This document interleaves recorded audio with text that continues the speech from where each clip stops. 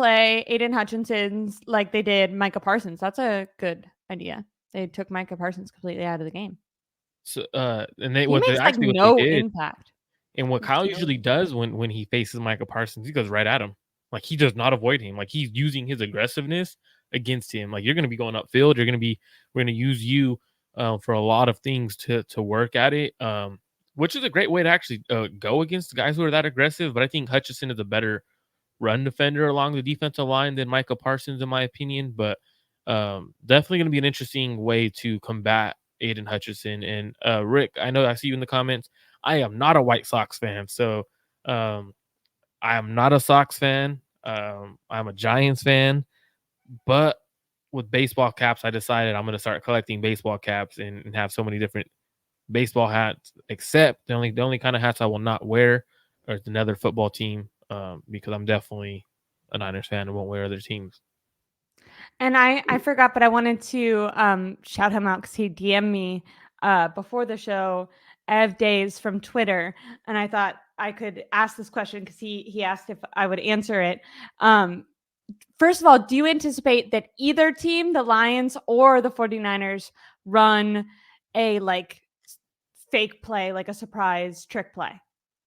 Because the Lions are known to do that, like a lot. 49ers not at all known to do that. Only time they did that was Mitch Wisnowski going rogue and freaking Ronnie Bell messing it up. No offense to him. Whichever player, whatever team does do it, thinks that they're not good enough to win the game without doing it, which says a lot about that team's coaching staff and that team. And the reason why I say that is most coaching staffs, you're not going to run a trick play where you're trying to catch someone super off guard because, one, it hardly doesn't work in the NFL, and when it does, it's because... Was it against the Rams that they had Chris McCaffrey throw a touchdown? They did. That was like when he first came over, right? Like the last year where he did throw a touchdown. And usually, like, it's usually when you're outmatched, you see teams do that. Now, I don't think the Niners necessarily were outmatched in that game. They kind of have that in their playbook at times, and it's kind of depending on how safeties and corners are playing. But I think the reason why the Lions would throw something at the Niners like that is because they know they're outmatched. They know it's a better team, and you're trying to capitalize on the aggressiveness of the 49ers team to catch them off guard because you want to catch yourself. I can see them doing it. I can see them doing, what is it, like a fake, like when you're going to punt the ball back? I can see them doing something like that. Yeah, because our special teams, no offense, our special teams sucks. So if there was going to be a weakness of the team, I feel like special teams not the best. Besides, literally Mitch Wisnowski, I can never pronounce his word right. His name right. He's good. Everyone else, do you have faith in Jake Moody? How are you feeling about him? And that kick that got blocked, but definitely was not going to go in, even if he didn't get blocked. Jake Moody is going to be money Moody this weekend, and I hope I didn't just jinx it. I hope I didn't just jinx it, but I felt like this because his family's a bunch of Lions fans. So when you have a Lions fan, like you kind of want to like prove it, like, you know what? Because his parents literally said, like, our household is divided. Like, we have fans in our household who will be rooting for the Lions, but they're also Jake Moody fans. So it's kind of like when you do that, you kind of want to give it to them, like shove it into them. Yeah. We'll keep rooting for the Lions. Motherfuckers, like that's how exactly after every kick when he makes it, that's what he's saying in his head. Like, you motherfuckers, you should have had a fake Moody Niner jersey on. But I think I'm hoping he's money. But I don't expect him to be off or anything like that. You're not worried about it. No.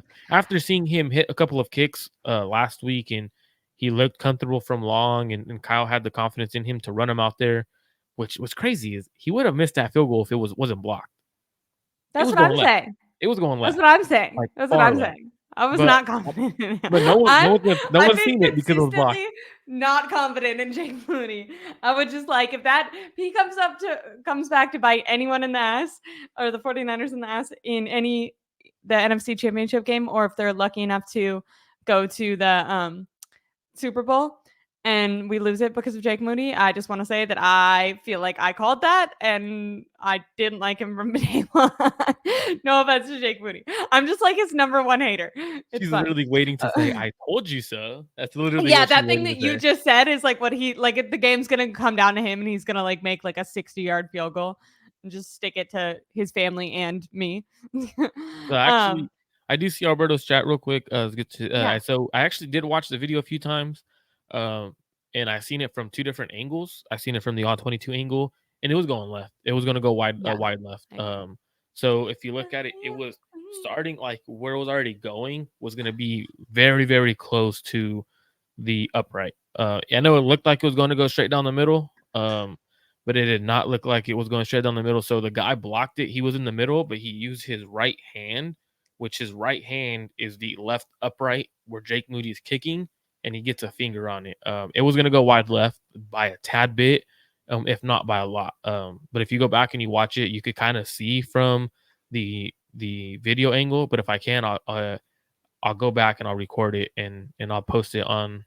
Actually, I'll just send it to you because I don't want to post it on Twitter. So if I go back and I record it, I'll send it straight to you, Albert. I'm the Just number one Jake Moody hater, not Marco. Don't make him start posting evidence that I'm correct. but we gotta have confidence. Like it's at this point, it's like for me with Jake Marco's Moody, like in his fan bag. He's like, "Did you I hear what am. Deebo said? Friggin' Jake Moody's gonna win it all." I'm very optimistic Marco's like, today. "We're a game away from the Super Bowl. Fuck this. Fuck this. I'm That's my happy." mentality. It's Yeah. I like the, that. I like that. the last couple of shows, I felt like I was not necessarily negative. Like I felt like I was super honest with my assessment.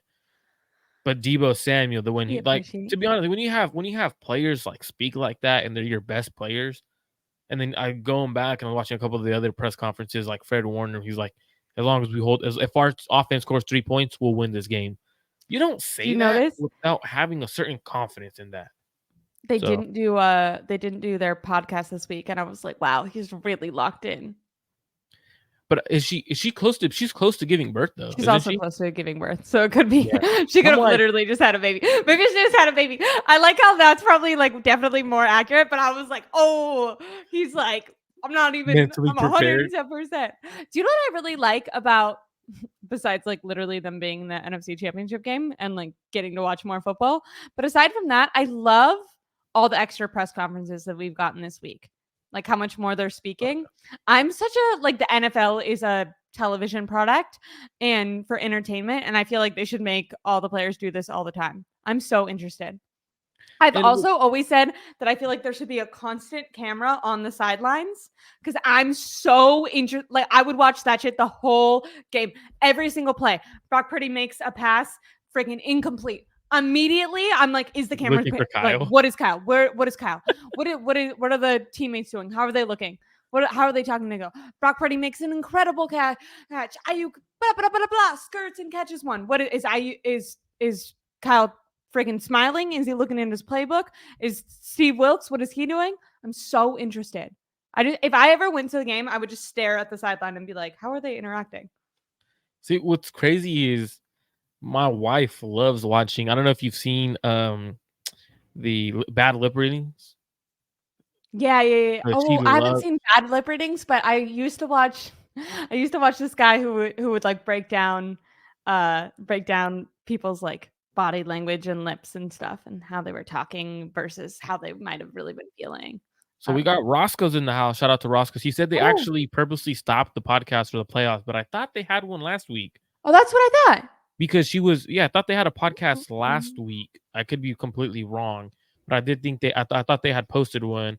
I think And that they did. I thought they did because when I had they had talked about how she's a trooper and I could be completely wrong. No, I actually think maybe he's right because I think the last one I watched was before the bye week because I remember Oh, yeah, he's right because they right here the yeah last one 7 days because ago. I that totally makes sense because I remember there was like gonna be time off and she was like ooh and he was like don't it's not Yeah. we are locking in, this is not a bye week, we're not going on any trips or doing anything, and she like they like bantered together where she was like I wasn't gonna say that. It was their last one was during the bye week. And That he makes sense. talked about they did talk about the reason why I thought it was the week of the Packers was because they talked the Packers, but they didn't necessarily do a show Was that the that one that week. they did the baby announcement with? Anyways, I'm not too we're sure. not we're not trying to we're not trying to just give you a recap of the Warner House, but I did, and I it was my initial reaction that he was like so locked in that he wasn't doing the podcast. But potentially they also had a kid. So, one of those kind of extremely different, but either way, if anyone came here just to know if they posted a podcast, they didn't. But he did speak at the press conference, didn't mention having a baby, and did seem locked in. So I think if we're giving anyone points for who's right, it's gonna be me. I It's mean, pretty gonna sure be me. he's hoping his baby is, believe he's having a boy, right? A baby boy. Yeah. Yeah. Yeah. I Yeah. mean, you might have to give him a name like Champ or something, when after he win the NFC Championship. Uh, Not the, due till March. well, I thought it's right next to the Look at Super Bowl. I thought Roscoe. Roscoe knows yeah, more about this than I do, and he I feel knows a like I've lot been like about locked this. in. But after he wins the Super Bowl and he's a world champion, he might have to name his son Champ. So, but going I back like to the 49ers, right? Because let's get it a little, bring it back a little bit. I know we're that. both Mark excited has to about. reel us in. Has to reel I us know we're in. both excited, and we're both getting a soft little topic or whatever. But I know we just initially talked Deebo Samuel, but let's also talk a little bit about obviously how the Detroit Lions got here, right? They're essentially an underdog. Like everyone counted them out. Everyone thought their coach when they hired him was a terrible decision. Especially when he was talking about biting kneecaps off, like he literally was a laughing stock. Like when he said that, when he made those comments.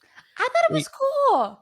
Cause So I thought it was cool because he's a former player. Isn't it something like the majority of his coaching staff is former players? a lot of former players. Yeah, yeah, yeah. I don't know. I thought, and a lot of people of color as well.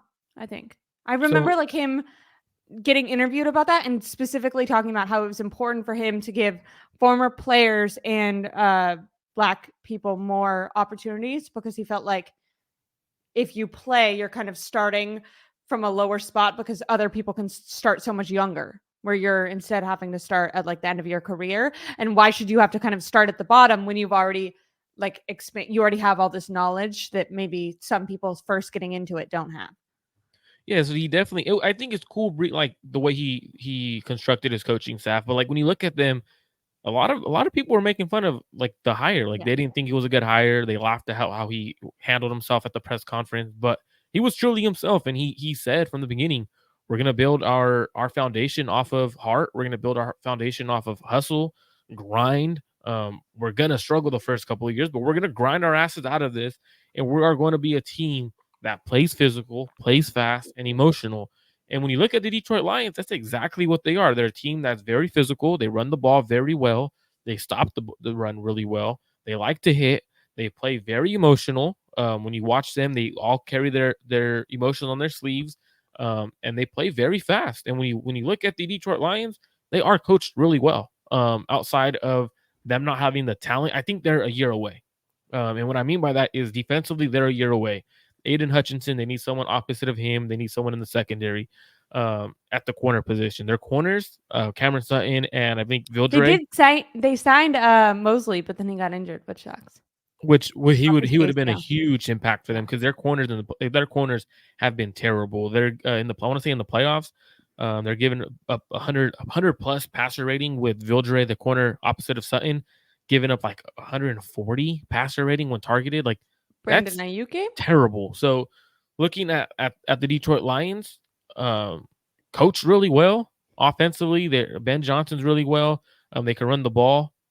It's a mentality that they have, and I'm very excited to see them because they're an underdog story. But that underdog story ends here with the 40.